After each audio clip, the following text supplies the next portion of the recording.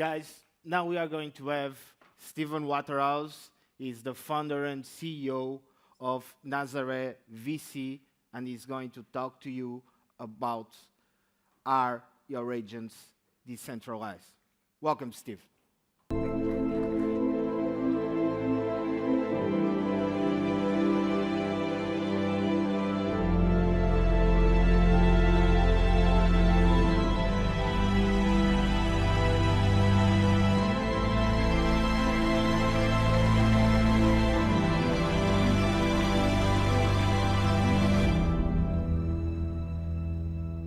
I think that's the soundtrack from Interstellar, is it? Yeah. You guys seen that movie? It's like an amazing movie, and then it's ruined at the end. Hi. This is me. I live here. This is my hometown. But I went for dinner last night in Madrid, and I flew back this morning, so I'm a little sleepy. So hopefully I'll be on point. And they said, do you want to come early? I'm like, that's probably better. So this is me. This is my company. Oh, here we go. And here's my biography. Rather than just giving you a potted history, I just throw it up on the board. And in summary, started off working in AI in the 90s,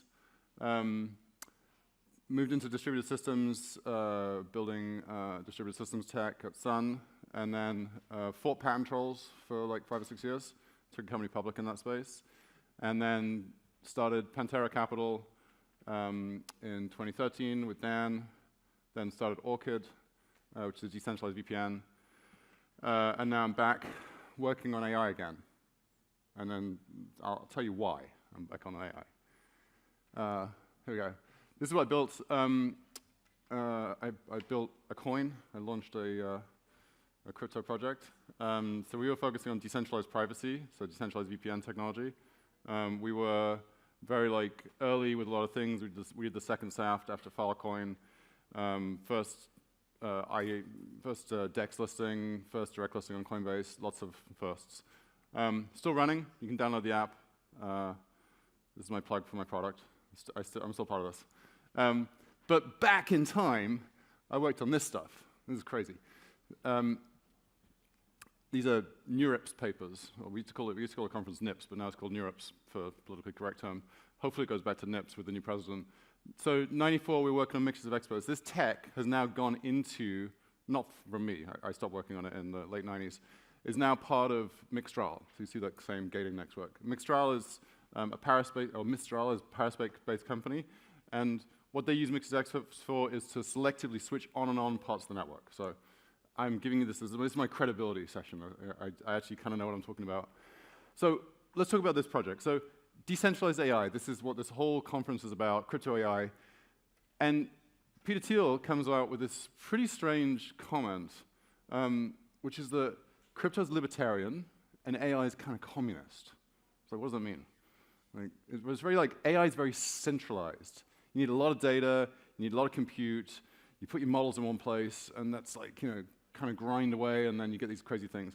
And this is why I didn't want to do this for a long time. So after working on speech recognition, I then realized that with ad tech and the internet, it was just kind of mining people. It was like building information databases about people. So I was like, it's not that interesting. But what's happening now is we're building agents, and agents are empowering people and making us sort of superhuman in terms of things we can do. Right now, AI is like a Tower of Babel. I think it's the first time I've ever put a quote from the Bible in my presentation. But the Tower of Babel, if you're not familiar with the story from the Bible, is literally like trying to build a tower to heaven so you could get to God. That was the idea. Like, we're going to build this thing and higher and higher and higher and get to God. So why is modern AI like this? Well, modern AI is like this because we have a stack of technology which consists of, sure, there's the data. We'll get to the data in a second. But then you've got this transformer technology and related things, and then a ton of GPUs. And there's this crazy thing called the scaling law, which is based on this idea that as you just add more data and more compute, the system gets more powerful. Now, normally you see this kind of plateau effect, and we're not sure if the plateau is coming. I read something that Mark Andreessen said that maybe there's a plateau emerging, but so far, and the reason why OpenAI can raise billions of dollars, like every time they feel like it, is because maybe they get to build God, right? Right? And if they do, I don't know. Does anyone know how much God is worth? I'm not sure. Like, if we had the most powerful thing ever, like, what's it worth? I don't know. Infinite, right? So any money you put in goes to infinity. It's always worth it. It's the perfect trade. And it's also based on this really unfortunate thing that Rich Sutton talks about a few years ago, which is that all the research we did in terms of trying to have different kinds of AI models and different kinds of architectures and like really cool ways to kind of curate the data and so on, it just doesn't matter. What matters is more data, more compute. That's it. Really simple, boring models, just throw it at it. So when someone says they're an AI expert, mostly what they're good at doing right now is training the machine, training these models and making them kind of perfect, right? That's what they're good at doing. So let's get back into agents. So I asked my favorite agent what an agent is. And the core components in here I want you to take away from is autonomy. And then there's a piece in here which is sort of like, kind of if you push these together and then squint a minute, and a thing I call agency. It's like agents have agency. So autonomy is pretty easy. We've talked about this already quite a bit. You're familiar. All of you, hopefully, anyone not use ChatGPT? Okay, good. Right, so everyone knows what I'm talking about. These things it's like your new best friend, it just figures things out. And they're getting smarter and smarter all the time. And within by the end of the week, they'll be even smarter. They're crazy, the amount of tech. I was in San Francisco recently at a TED conference, and it's just like, these people are incredible. Like, the stuff that's being built is wild. And I think that even all of us in the room are probably underestimating the capability of these systems. And the agents, this user interface where I just said, hey, tell me about agents, what are they? That's not really the interface. The interface is the agent now. So, and why do these things feel so familiar? Well, I think one of the reasons why they feel so familiar is, like, crypto's interesting, right? But it doesn't feel that familiar. It's almost like this sort of weird foreign technology, and then you kind of get into it, and then it feels familiar, and then banks feel weird. But agents kind of feel automatically familiar because we've been primed. We've been primed by science fiction and this idea that there will be robots in our lives. There's these systems out there to help us, whether they're physically embodied, which is starting to happen now, or whether they're just systems that hang out and do things for you. And the number of times in a day where I say to myself, I really wish I had an agent. I really wish that part of my life could be automated somehow, right? It'd be great. I'll get more done, I'll chill out, go to the beach more, spend more time with my kids.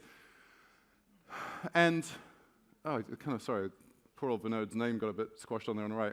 So Vinod Khosla, seriously one of the most incredible entrepreneurs and investors in history. If you don't know who he is, look him up. Founder of Sun Microsystems, and then just did everything. He's a fantastic VC and really interesting character. He talks about this now, is the idea that there's going to be this agentic economy. It's not just like little agents here and there, not like this Tower of Babel, one over here, one over there, 5 people in the world are able to train on a foundation model. There's going to be lots of these little things running around. The small language models, however you think about it. Different ways to build these things. And they're already started. So if anyone's been following this, has anyone not heard of Terminal of Truths or Goatse, or you guys all know about this stuff, right? Well, what happened a little while back is, hopefully this isn't really bad. Okay, I just screenshot it. Sometimes it says really crazy things. These are automated agents tweeting at you. And the one on the left was trained by having 2 agents sit in this thing called the infinite backrooms, and they just kind of talked and retrained and fine-tuned each other until they became these kind of one of them became this sort of crazy mimetic generator. And then Andre, the founder of this project, then let it loose on the internet. And at one point,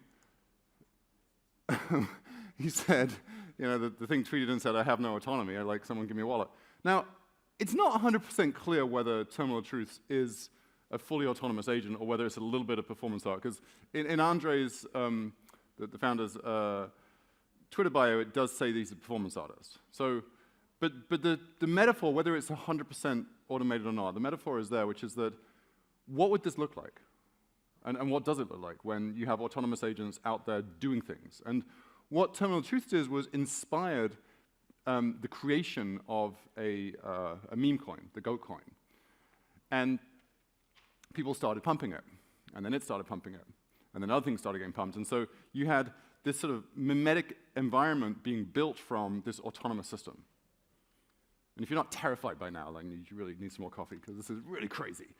So this is when it first gave it, and to see how, like, within, kind of the spirit of this is what the system said when he said, I'm going to give you a Twitter account. Right, so, this is what happened when the Goat coin got listed. This is since the beginning. And then he started writing sort of rather tongue-in-cheek research papers about this. There's a whole weird thing happening at the moment. You should dig into it if you're fascinated by this stuff. And we're not sure whether he's doing it or whether someone else is doing it. So the mechanical Turk concept here of, like, is he really performing this thing? And is the agent really autonomous? And what does it mean to be autonomous? So obviously, I think that crypto has a big role to play here. There's a world where we put all the decentralized agents or all the agents, and we just sort of run them on Stripe, or they're all part of OpenAI, or everybody kind of figures out some common standard. That could certainly happen, and there's no reason why it shouldn't happen, other than I think it's a lot more likely that we have decentralized agents running on decentralized rails, and what we've been building for the last 11 years is coordination, composability, frameworks, DAO tooling, wallets. This is all this tech which can suddenly be applied here. So we have effectively, like, and people have used this expression a lot, we've got this suddenly emergence of a whole bunch of unbanked things, unbanked individuals that are agents.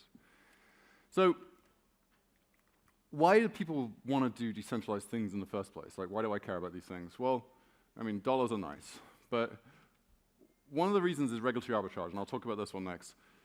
On the top right is this sort of fear of big AI, and you may hear a lot of people talk about this, and no offense to anybody, but standing up and saying, I do decentralized AI because big AI is bad, is great. I'm a VC, I will not fund your project if you say that. Because there's no money in, like, making the world feel better. I mean, just look at the election, sorry. But, I get one laugh, thank you.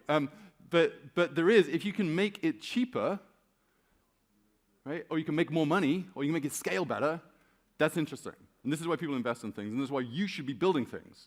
You can still want to make the world a better place and align yourself with that, but find things that make more money for people. Find things that save people money. So our fund is specifically focused, we codename it Matcha, which is make AI cheap again. So the idea is, like, the cost of AI right now is so high, but it's growing like a weed. It's the fastest growing applications in history, and people pay for it. Whether you pay for it or not, people do pay for it. And then the final one on the bottom right is what I call long tail interests, which means, like, I want to make the AI do something that it's not supposed to do. I want it to run off the guardrails. I have a special interest I want to pursue. I want to. There's people who say I can't say these things or do these things, but I want my AI to do it. I want to find out how to make something that I'm not supposed to know how to make, but the AI knows how to do it. So how do I do that? So that's what there's a long tail interest. So these are reasons why you would want to build decentralized systems, like some of them. And this is the regulatory piece. So I used to live in San Francisco for 25 years. I'm a refugee from the West Coast. I now live in Lisbon for the last 4 years, different West Coast. My dear friends in San Francisco are very good at regulating. They're almost as good as Europeans, but not quite. And this new bill says that if you have models trained with over 2 to the 26 flops, you have to basically report them. And you have to build a framework and a set of tooling, and, like, basically you're in governance right now. So this is a very strange arbitrary limit.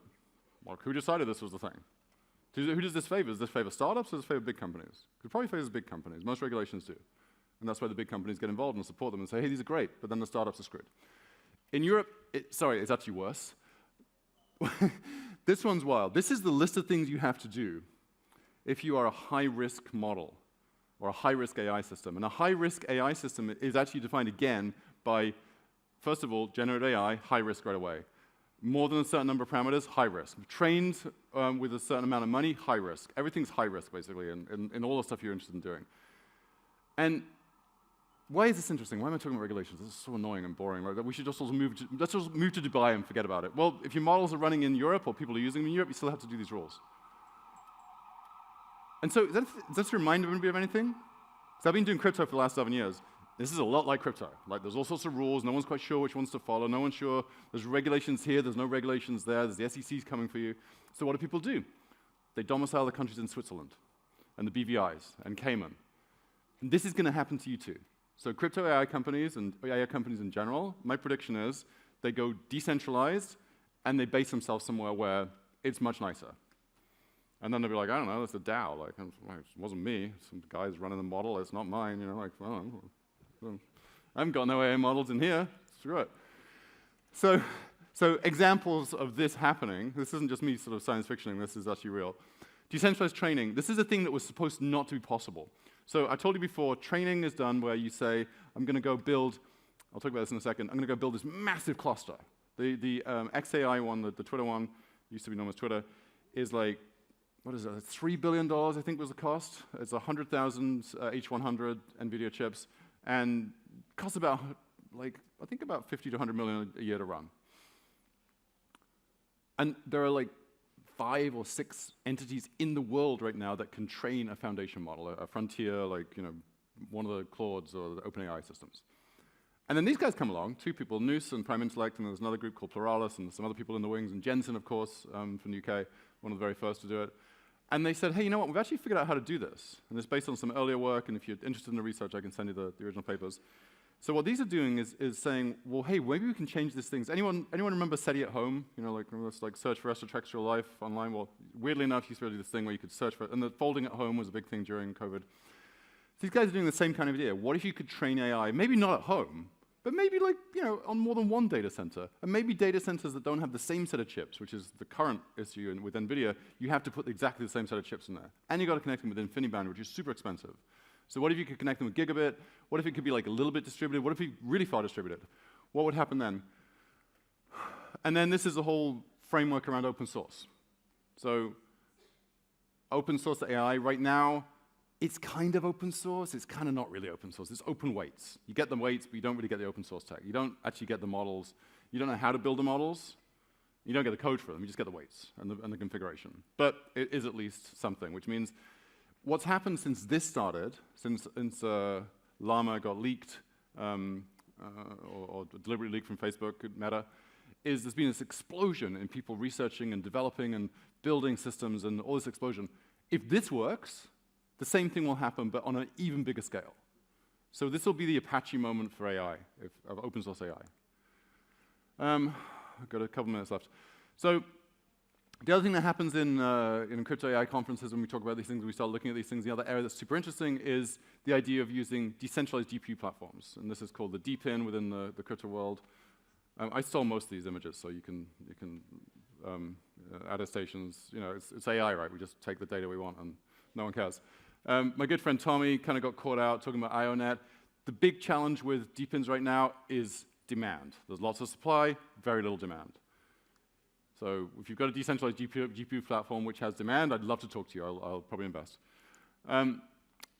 Decentralized AI opportunities, we've talked about a bunch of these different things. There's a whole world of things around model provenance, data provenance, all zero knowledge related things. There's a whole bunch of opportunities within data gathering, the Grass Network, other people in these spaces. There's a whole kind of world of these different things. If you're working on these things, really focus on the opportunities, focus on the applications. It's not enough just to save the world. Like the world will get saved as we go along. If we have proper decentralized systems, the system will automatically be democratized because everyone will have access to these things. If it's cheap enough, anyone can build these models. There's lots of challenges.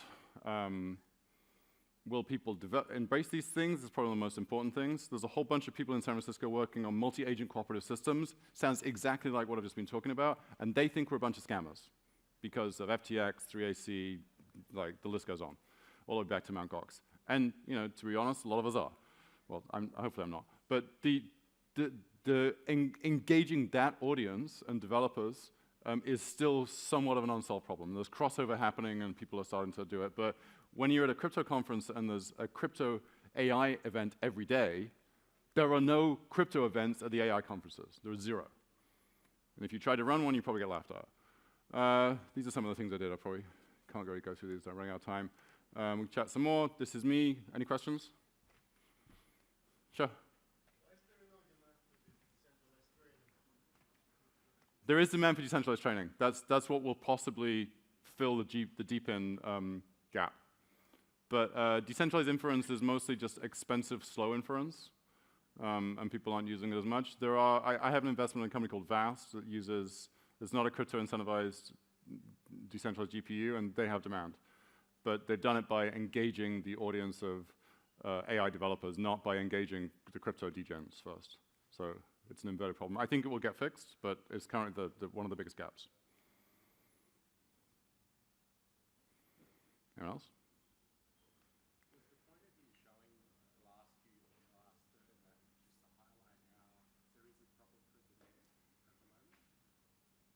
So you're asking why I did the presentation? Yeah, he asked me to. I was curious.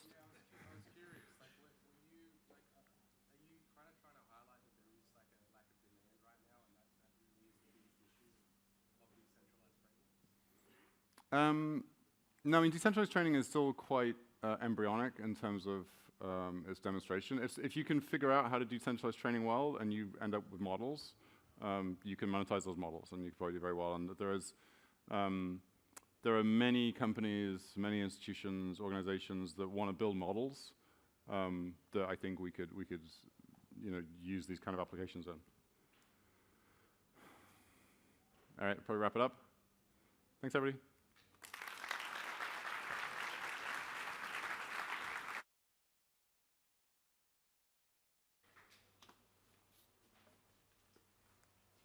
Great.